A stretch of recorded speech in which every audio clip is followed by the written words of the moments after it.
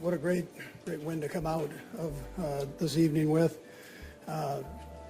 Appreciate our fans and the light show and everything else that they put on. It was phenomenal, and they all hung here to the end, which is great support for our guys.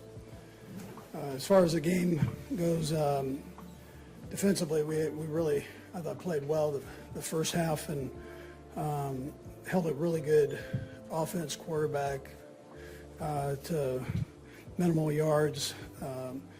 Morton with the 2 sacks I thought was big. Chamari, 8 tackles. And then the second half, they kind of got it going, but when it counted, we took care of business there. Offensively, Pat was 23 for 46. Pacheco 14 for 55. I mean, good numbers for him. It's great to get him back in there and going. He and Kareem are a nice tag team to have. And then P. Ryan also had a huge play for us.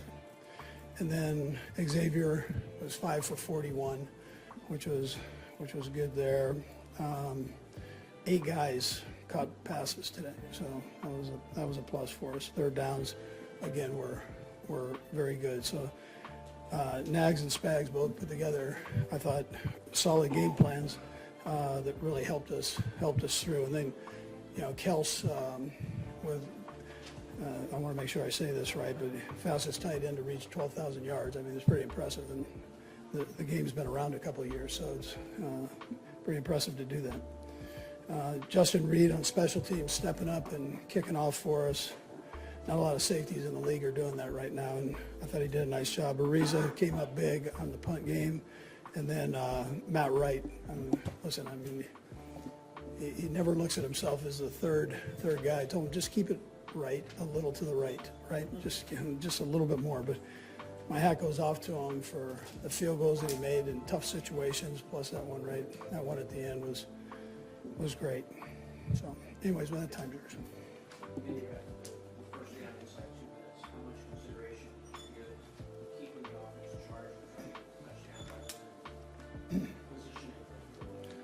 Yeah, so I mean, I've trusted Matthew, so I was good with where we were. Percentages are pretty high. I know we've won a game in that same situation on the opposite end, so I get it. But he's a solid kicker, so I wasn't too worried about it. Once we got down in there, now to get down in there was a nice job by our guys. To that play that Pat and Kelce made right there at the end was something. So that's not quite the way it was drawn up. Yeah, it was a naked, so with the back on a slide, and they zoned it off, and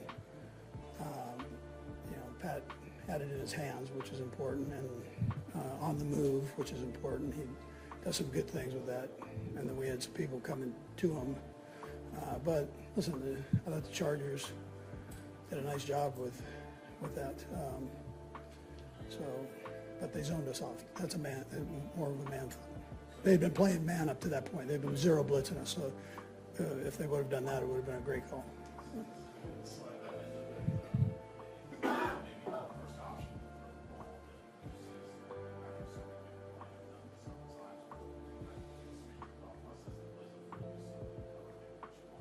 Yeah, I mean, I've trusted Pat making those kind of plays. He kind of said that before the play. He goes, just I'll make something happen. So he has the option to run, he has the option to throw to the back, and then everybody's coming to him on that. So I thought he did a good job there. Big goals obviously, but how sort of fundamental is winning games in West into all the other goals we had in this instance now? Yeah, listen, I am proud of the guys. I mean, the coaches, Clark gives us an opportunity to do this.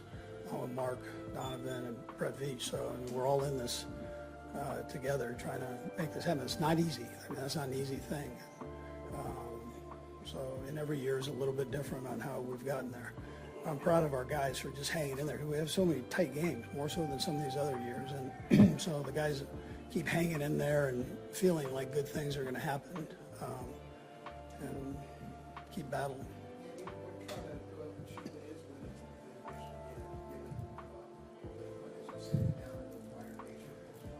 Yeah, listen, Adam, I mean, it's early in the year here, so we've still got games left. So when I say this, we're not just putting the tent up right here and calling it a day. So we've got to keep playing and playing aggressively. And like I said, we're playing some real good football teams that are trying to get themselves into the playoffs. So they're going to be hungry and attacking.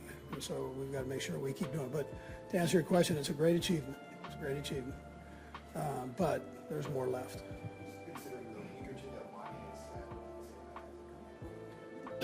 Yeah, no, I'm proud of him for, number one, not hanging his head, practicing hard, and then coming out when, you know, you're one injury away from having to step in and go.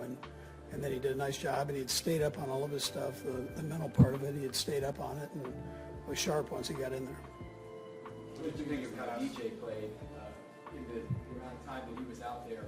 Yeah, so I think initially it was fast for him. And then he settled down, and I thought the second half he was playing well. So he just, which I figured would happen. He hasn't done anything, so with that kind of speed out there, and then the physical part of it, these guys, they try to drive you right back into the quarterback with their bull rushes, and they're very, excuse me, they're very good at it. So he did a nice job. Not too many more questions.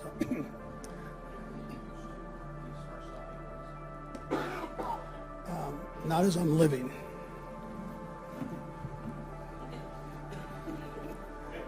All right, good. Following their first loss of the 2024 NFL season in Week 11, Patrick Mahomes and the Kansas City Chiefs have bounced back with 2 straight wins, the most recent coming on Black Friday against the Las Vegas Raiders, 19-17, at Gayha Field at Arrowhead Stadium.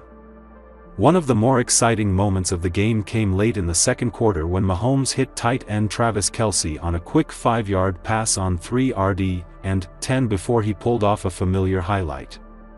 As Kelce was about to get hit by a Raiders defender, he lateraled the ball to running back Samaje Perine, who then ran another 10 yards and picked up the first down, a 15-yard gain in total. On Wednesday, Mahomes spoke in the Chiefs' media availability, where he admitted that this kind of play from Kelce is organic and not designed. Chiefs QB Patrick Mahomes says that Travis Kelce's laterals are all organic and that it's all about his mastery of the offense and knowing where players are going to be. Mahomes, the 2-time NFL MVP, went on to further break down the wild play from Kelce. The play the other day, Kelce was just kind of a check-down guy. He was open, Mahomes said. I was gonna throw it to him, try and get as close as I can to 4th down so I can try to convince Coach Andy Reid to go for it. The former Texas Tech star then added that Kelce is well aware of the consequences of a botched lateral play. He does that in practice. And it started off as kind of a joke, and then now it's kind of become a thing, and as long as he completes it, Coach is gonna keep letting him do it, but he knows the consequences if he doesn't, Mahomes added. Mahomes finished the Week 13 win completing 26 of 46 passes for 306 yards and a touchdown, while Kelce added 7 catches for 68 yards. The 2 All-Pro stars have helped guide Kansas City to the best record in the NFL heading into Week 14 at 11-1. They will get the Los Angeles Chargers back at home on Sunday Night Football. The Kansas City Chiefs are set to face the Los Angeles Chargers on Sunday Night Football in Week 14, and with the eyes of the nation upon them, the defending Super Bowl champions were dressed for success as they entered the locker room at Arrowhead Stadium before the primetime divisional showdown. The Chiefs star duo of quarterback Patrick Mahomes and tight end Travis Kelce wore their Sunday best for the occasion and showed off their signature style as they walked past cameras before kickoff. Mahomes wore a khaki number with a long white undershirt and a stylish pair of Oakley sunglasses. Kelce wore an oversized V-neck sweater, cargo pants, and sported his iconic perfectly coiffed hair. Here's what the rest of the reigning Super Bowl champions wore ahead of their matchup against the Chargers. The Kansas City Chiefs are set to face the Los Angeles Chargers at Arrowhead Stadium on Sunday, December 8 in Week 14 action. Kansas City currently holds the top record in the AFC and is in line to win the coveted No. 1 seed for the playoffs, and the home field advantage that comes with it. But, before the Chiefs can look forward to a much-needed breather before elimination games start in January, Kansas City must take care of business against Los Angeles to maintain its stranglehold on the conference standings. The experts at Pro Football Network shared some key insights about the Chiefs and Chargers ahead of Sunday's AFC West showdown. Take a look at some of the key information fans will want to keep in mind for Kansas City's Week 14 matchup against Los Angeles. Injury update for Los Angeles Chargers quarterback Justin Herbert after suffering an ankle injury against the Kansas City Chiefs on Sunday Night Football. The former Oregon Ducks star limped off the field before working with an athletic trainer. However, he returned to the field with the offense on the next drive. In the first quarter of the Los Angeles Chargers vs. Kansas City Chiefs matchup, former Oregon Ducks quarterback Justin Herbert suffered an apparent ankle injury on a scramble attempt. NBC sideline reporter Melissa Stark provided an update on Herbert's injury status on the primetime broadcast. "You could tell, Herbert was in pain," Stark reported. "He had a quick conversation with an athletic trainer. No exam, never tested it. They put some tape support over that left shoe, and Herbert went right back to his tablet. A few players did come over and check on him." He smiled and nodded. It's worth noting it's not the same ankle that he was on the injury report with earlier this season. Herbert missed time earlier in the season with an ankle sprain, re-aggravating the injury against the Pittsburgh Steelers and leaving the game in a walking boot. However, the Chargers starting quarterback returned to full form, and Los Angeles has an 8-4 record. As Starks notes, the Herbert's possible injury on Sunday Night Football is not the same one that the former Oregon Duck was dealing with this season. While the Chargers quarterback is able to play through his injury, Herbert's favorite target, rookie wide receiver Ladd McConkey, is out against the Chiefs with a shoulder injury. According to ESPN's Adam Schefter. The AFC playoff picture slowly comes into focus. Sunday night's game between the Kansas City Chiefs and Los Angeles Chargers is bound to have an impact on that postseason race. With a win, Andy Reid's Kansas City squad can lock up the AFC West for yet another season. A Week 14 victory would also keep teams like the Buffalo Bills at bay in the fight for the conference's 1 seed. On the other side, Jim Harbaugh has Los Angeles out to an 8-4 start